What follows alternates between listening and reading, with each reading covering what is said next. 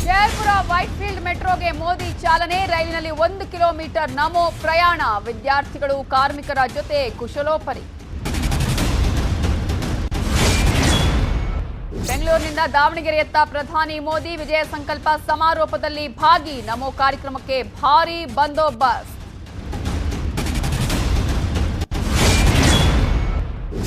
ಮುದ್ದೇನಹಳ್ಳಿಯಲ್ಲಿ ವಿಶ್ವೇಶ್ವರಯ್ಯ ಸ್ಮಾರಕಕ್ಕೆ ಮೋದಿ ನಮನ. ಸತ್ಯಸಾಯಿ ಆಸ್ಪತ್ರೆ ಲೋಕಾರ್ಪಣೆ. ಪ್ರಾದೇಶಿಕ ಭಾಷೆಗಳಲ್ಲೂ ಮೆಡಿಕಲ್ ಶಿಕ್ಷಣ ಅಂದ ಪ್ರಧಾನಿ ಮೋದಿ.